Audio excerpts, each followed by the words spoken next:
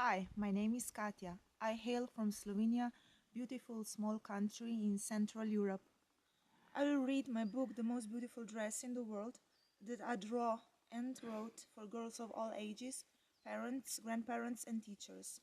It is not only about a history of fashion, but also a story about growing up and finding true meaning of life, beauty, happiness and healthy pride. Once upon a time, a mysterious golden plate fell from the sky.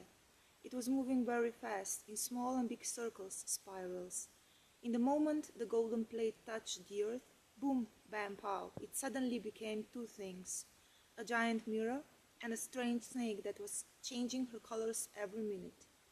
That shining rainbow animal saw a sad, lonely girl sitting by an old tree. Her name was Gaia. She was hugging a teddy bear and was a bit angry because her father and mother refused to buy her one more new sparkling dress that she could brag with in front of other children in the school. The snake sneaked closer and said with a kind, soft voice, "Hey there, are you alone? Leave that boring tree and silly bear and come with me. I will show you something really interesting. You can travel to the past where the most beautiful dresses were made. You can try them on and they will make you feel like you are the most beautiful and happy girl in the world." Gaia was frightened at first, as she had never seen a talking snake before, but on the other hand she felt so alone. Her parents were too busy doing other things as they had to earn money to survive. She had no brother or sister. Maybe this snake can be her friend, the girl was thinking to herself. Why not? All right, I'll come with you, Gaia answered bravely. Right after her last word was spoken, a strange thing happened. A giant mirror swallowed her. She couldn't see her beloved tree and teddy bear anymore. There was only her reflection in the hundreds of mirrors surrounding her. "Are you ready for some fun?" asked the snake, with a smile, and slowly wrapped her body around the girl's hand like a bracelet. Gaia nodded, hiding her fear. Then the snake spoke much louder than before. "Now close your eyes and let me count. 1, 2, 3. On three, Gaia opened her eyes and saw her reflection in a big mirror. She was dressed in a golden blue dress and wore a golden wig on her head. Behind her, there were big pyramids and labyrinths her father was talking about a lot. The sun rays were making the dress shine even more. "Wow," was all the girl could say. "I told you it would be fun. Now, child, I have to go away for a while. Don't forget to count when you want to move ahead, every time with one more number," the snake ordered her, and vanished in one of the labyrinths. "But hey, snake, this is not fair. Don't leave me alone. This is not nice of you," Guy protested and added, "I want to go home right now. Now let me count. 1, 2, 3, 4. And there she stood somewhere else, wrapped in a fabric held together with pins. Gaia's hair was curled and long, and she wore a flashy tiara on her head. She looked very similar to the high stone pillars not very far from her.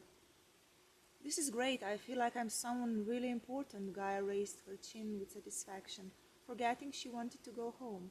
But soon there was another unpleasant surprise as she stepped in a red puddle. "What is this? Blood?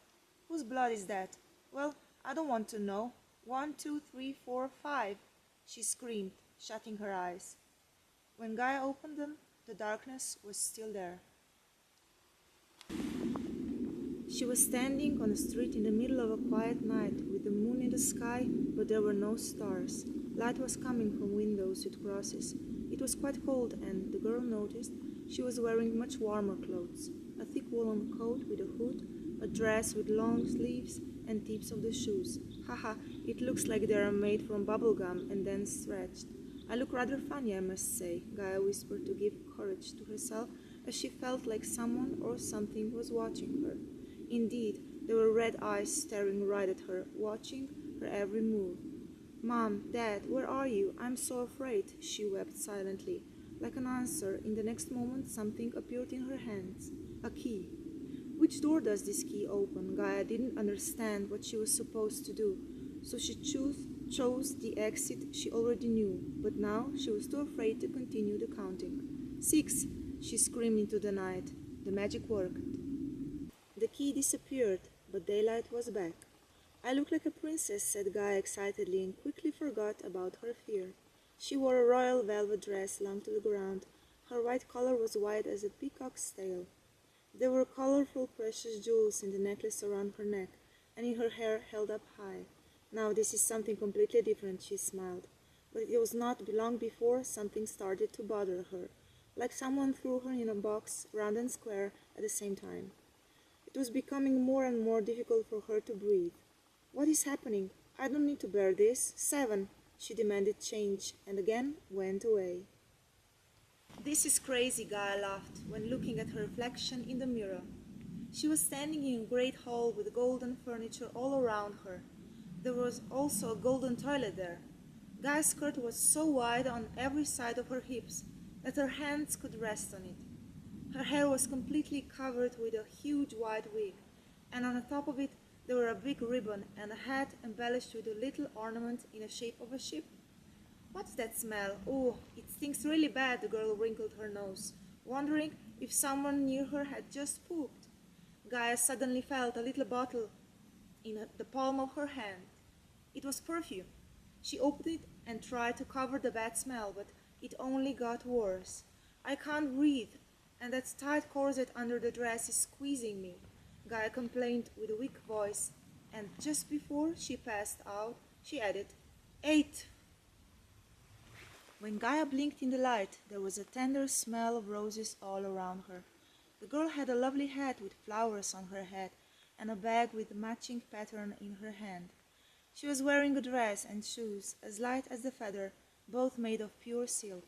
Nothing was squeezing her anymore, as her body was free from any belts or corsets. But there was another problem. It was more and more freezing every minute, like the winter was coming.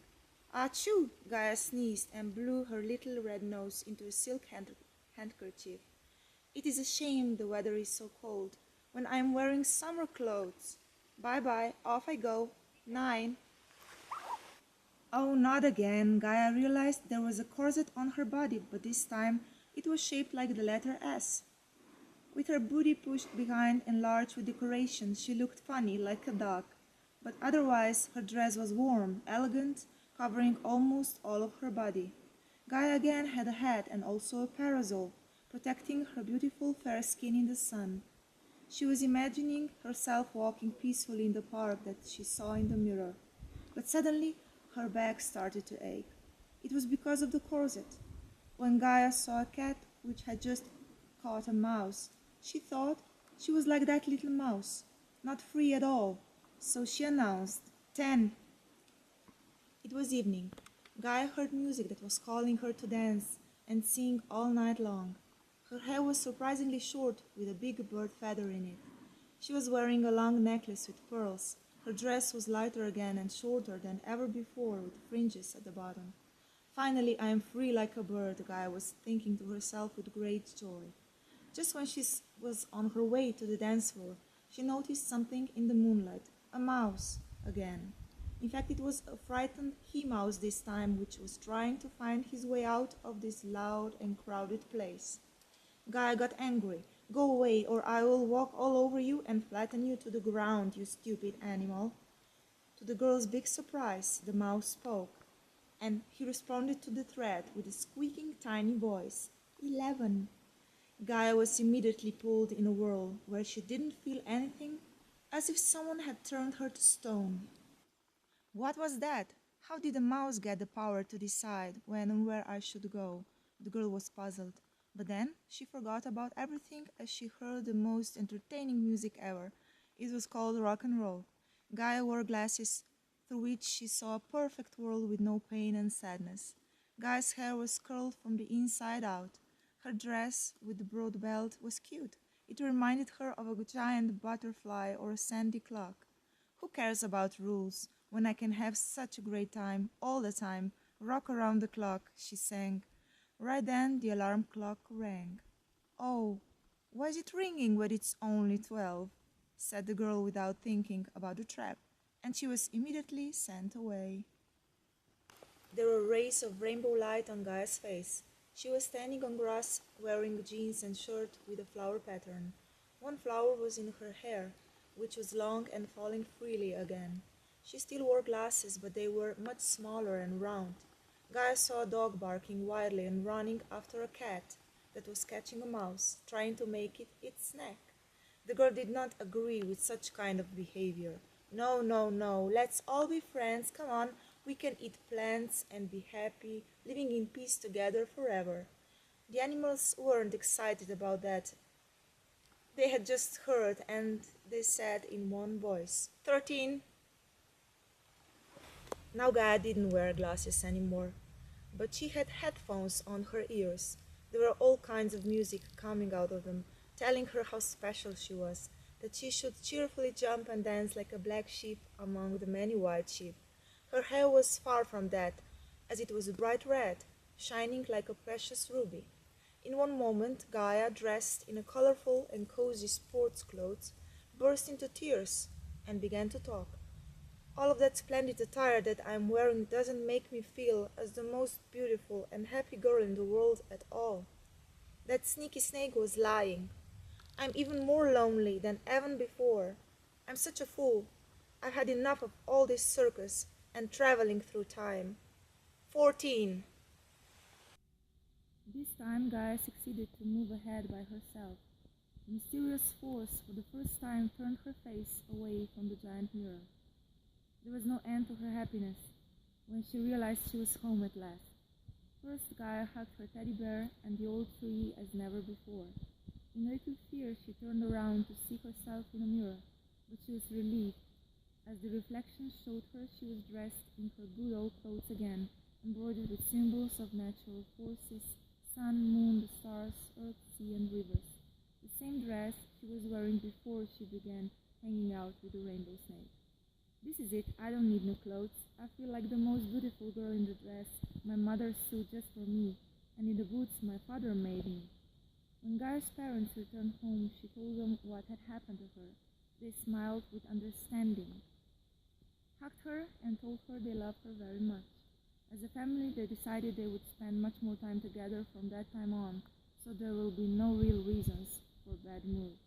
After this decision had been made, nature went wild, and the impossible became possible, as if some good sorceress or wizard was making magic. Besides ordinary animals, there were also fantasy creatures, from dragons to unicorns. Secretly, the rainbow snake reappeared too. Without saying anything, she was twisting and dancing in content.